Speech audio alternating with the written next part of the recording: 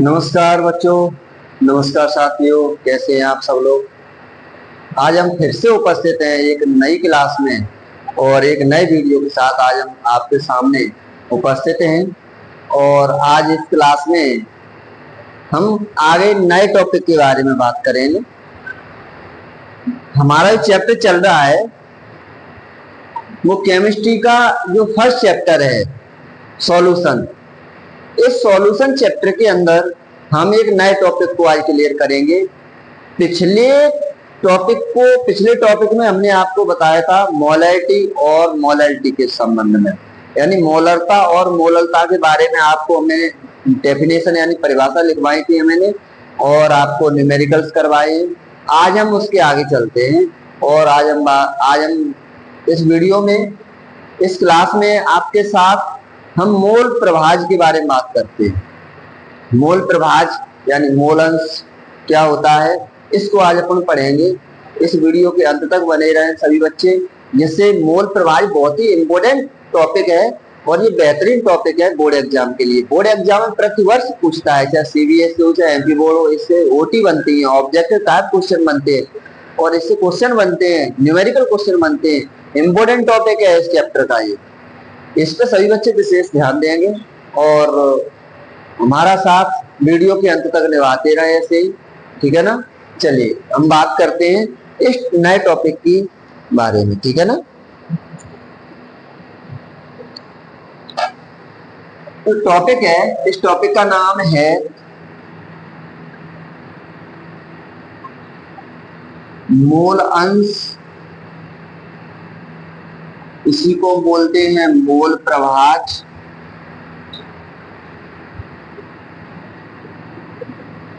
इसको इंग्लिश में बोलेंगे हम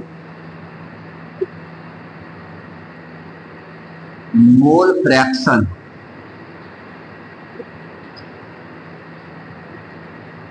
मोल फ्रैक्शन इस टॉपिक को आज करेंगे clear.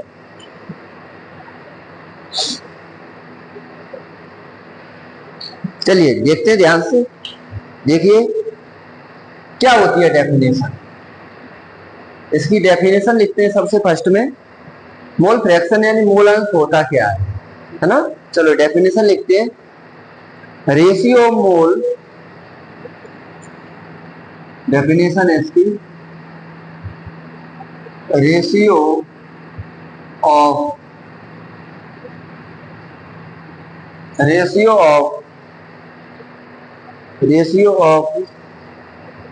Mole of A component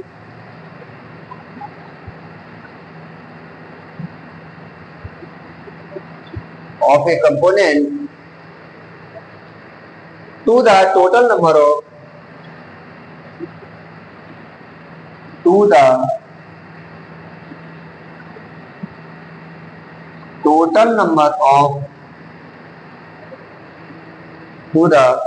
number of moles of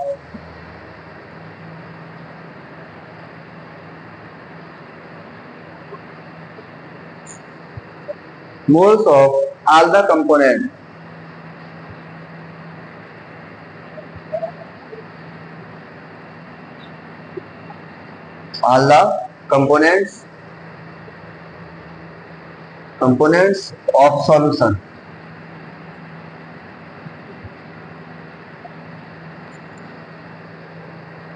is called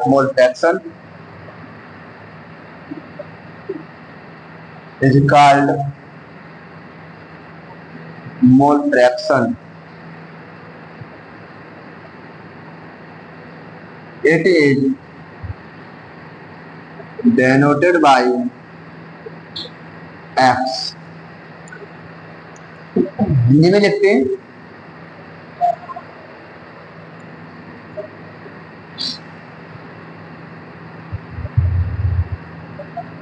किसी,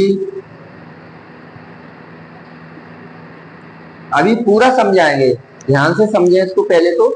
किसी एक अवयव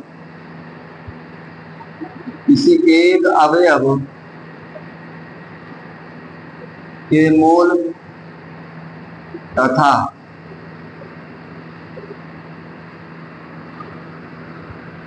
विलयन में उपस्थित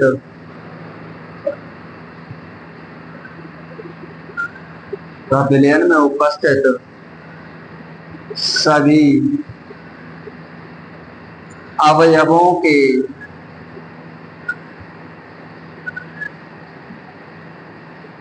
मोलों की संख्या मोल अंश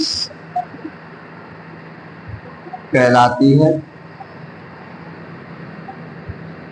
इसे x से प्रदर्शित करते हैं।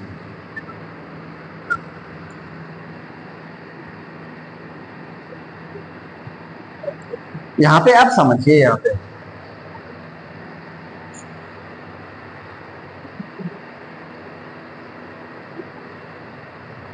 क्या होता है, ratio mole of A components. देखिए किसी भी सॉल्यूशन में कितने कंपोनेंट होते हैं हम बताते हैं आपको। सॉल्यूशन को बनाने के लिए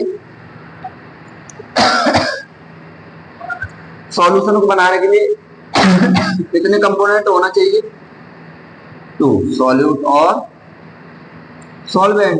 जब ये दोनों मिल जाते हैं तो क्या बन जाता है, सॉल्यूशन। यहां से समझिए, रेशियो क्या लिखा अभी, किसी एक अवयव के मोल तथा विलयन में उपस्थित सभी अवयवों के मोलों की संख्या।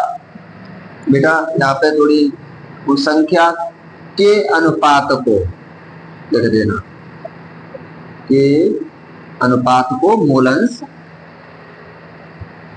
के अनुपात को मोल अंश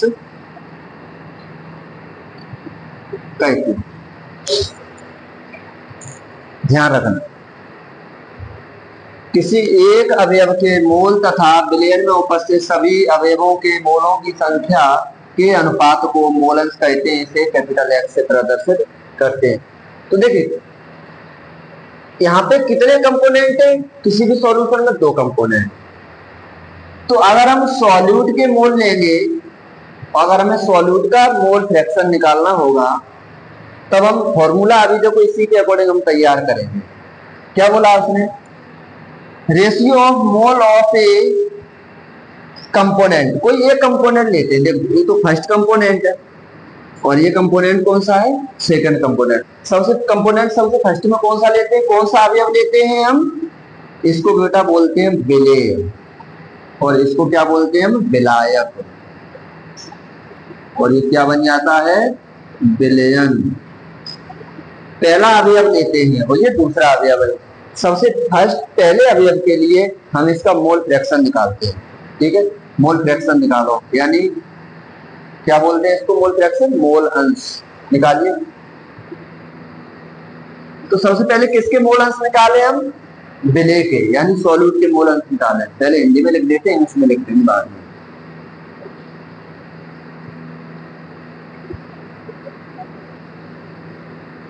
विलेय के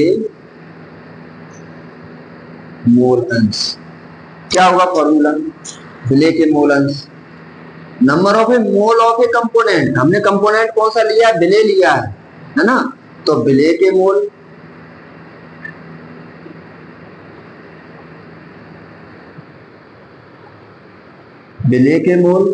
upon mole of A all component of A solution, यानी सभी अवयवों के मोलों की संख्या है, विलयन में उपस्थित सभी अवयवों के मोलों की संख्या। तो यहाँ पे बोल सकते हैं हम विलयन के मोल। अभी देखना इंग्लिश में क्या बोलेंगे इसको हम,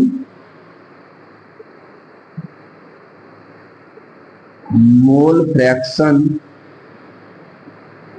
ऑफ सॉल्यूट इक्वल टू क्या बनेगा, इधर इंग्लिश में लिख दें इसको, मोल ऑफ सॉल्यूट अपॉन लिख सकते हैं हम mole of solution, mole of solution. तो इसके लिए फॉर्मूला तैयार करना है हमें। तो मैंने पहले ही आपको बताया था, क्या बताया था मैंने, यहाँ पे ध्यान से देखिए, मैंने क्या बताया था आपको, यानी सॉल्यूट यानी विलेय होगा, तो विलेय को हम, विलेय की मात्रा होती है कम, इसलिए इसको बी से रिप्रेजेंट करेंगे, और विलायक को हम किससे रिप्रेजेंट करेंगे, ए से रिप्रेजेंट करेंगे, है ना। और मोल को हम किससे रिप्रेजेंट करते हैं, हम पहले लास्ट लेक्चर में बता चुके हैं, मोल को हम किससे रिप्रेजेंट करते हैं, एन से। मोल का टॉपिक जिसने भी नहीं पढ़ा है वो पीछे हमारे लेक्चर डले हैं, उनमें जाकर के देख सकते हैं। मोल को किससे रिप्रेजेंट करते हैं हम, किससे प्रदत्त करेंगे, एन से। तो देखो क्या बनेगा फॉर्मूला, मोल अंश को किससे रिप्रेजेंट करते हैं, एक्स से। किसके लिए मोल अंश है ये, विलेय के लिए। तो विलेय के लिए है तो विलेय को हम किससे रिप्रेजेंट करेंगे, बी से। तो एक्स बी इक्वल टू विलेय के मोल, मोल को हम एन से, विलेय के लिए बी आएगा, है ना। विलयन के मोल, विलयन को बनाने के लिए हमें विलेय और विलायक यानी सॉल्यूट और सॉल्वेंट दोनों का ऐड होता है वहां पर। तो फॉर्मूला क्या बनेगा, N A plus N B. तो ये किसका फॉर्मूला हो गया, मोल फ्रैक्शन ऑफ सॉल्यूट का, है ना। अब हमें फॉर्मूला किसका बनाना है, सेकंड कंपोनेंट लेना है ना। सेकंड कंपोनेंट कौन सा लेंगे हम, अगला नेक्स्ट कंपोनेंट कौन सा लेंगे हम, सॉल्वेंट कंपोनेंट लेंगे। अब हम दूसरे कंपोनेंट के लिए, सेकंड कंपोनेंट के लिए मोल फ्रैक्शन निकालते हैं। निकालिए, तो पहले कौन सा लिया था, सॉल्यूट, अब लेंगे सॉल्वेंट यानी विलायक।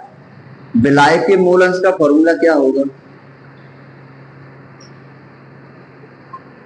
विलायक के मोल अंश, इसको क्या बोलेंगे हम, मोल फ्रैक्शन ऑफ सॉल्वेंट। क्या होगा फॉर्मूला, तो रेशियो तो इसी का है ना, क्या बोला है, किसी एक अवयव के मोल, कोई एक अवयव हो, सबसे पहले कौन सा था, विलेय था, अब कौन सा है, विलायक। किसी एक अवयव के मोल, अब हमने कौन सा लिया है अवयव, विलायक लिया है, तथा विलयन में उपस्थित सभी अवयवों के मोलों की संख्या के अनुपात को, मतलब बटे में लिखेंगे हम विलयन के मोल। तो ऊपर क्या आ जाएगा अपना, विलायक के मोल, विलायक के मोल अपॉन विलयन के मोल, ठीक है। बनाइए फॉर्मूला, तो यहां पे इंग्लिश में लिख लें, मोल ऑफ सॉल्वेंट और नीचे हो जाएगा mole of solution, mole of solvent upon mole of solution. चलो बनाइए फॉर्मूला, क्या होगा, मोल अंश को हम एक्स से, विलायक के लिए ए, एक्स से इक्वल टू विलायक के मोल है ना, तो मोल को एन से, विलायक के लिए ए, एन ए अपॉन विलयन के लिए एन ए प्लस एन, यानी सभी के मोल ऐड हो जाएंगे दोनों के। तो इसके लिए ये वाला फॉर्मूला बन गया। ये तो पता ही है हमको, अगर हमें एन ए क्या है जी, किसके मोल है, मोल ऑफ सॉल्वेंट यानी विलायक के मोल है, और एन बी क्या है, मोल ऑफ सॉल्यूट यानी विलेय के मोल। अगर एन ए और एन बी की वैल्यू तो आपको पता ही है, यानी कैसे एन की वैल्यू क्या होती है, मास अपॉन मॉलिक्यूलर मास, है ना। मोल बराबर होता है फॉर्मूला द्रव्यमान अपॉन अणुभार। लास्ट वाली क्लास देखिए जाकर के पीछे, उसमें पता चलेगा मोल कैसे निकाले जाते हैं। अगर हमें विलेय के मोल निकालना है तो विलेय का द्रव्यमान अपॉन विलेय का अणुभार हो जाएगा। अगर विलायक के मोल निकालना है तो कैसे निकालेंगे मोल, विलायक का द्रव्यमान अपॉन विलायक का अणुभार हो जाएगा। इस प्रकार से मोल निकालते हैं। हमारी पिछली क्लास है मोल की, वो जाकर के देख सकते हैं, तब और क्लियर हो जाएगा मोल जाकर के, है ना। तो ये फॉर्मूले हैं, इनको कवर कर लें, उसके बाद हम क्वेश्चन की तरफ बढ़ते हैं।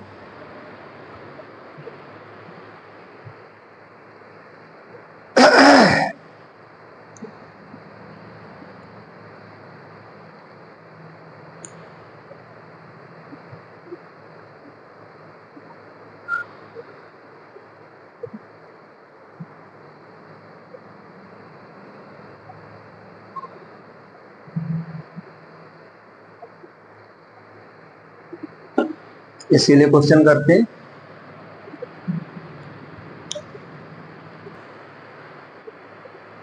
आज किन्हीं कारणों से क्लास को यही समाप्त करते हैं, और मोलर्स के ऊपर यानी मोल फ्रैक्शन के ऊपर जो न्यूमेरिकल्स होंगे वो हम नेक्स्ट क्लास में करवाएंगे। ठीक है ना। जय हिंद, जय भारत।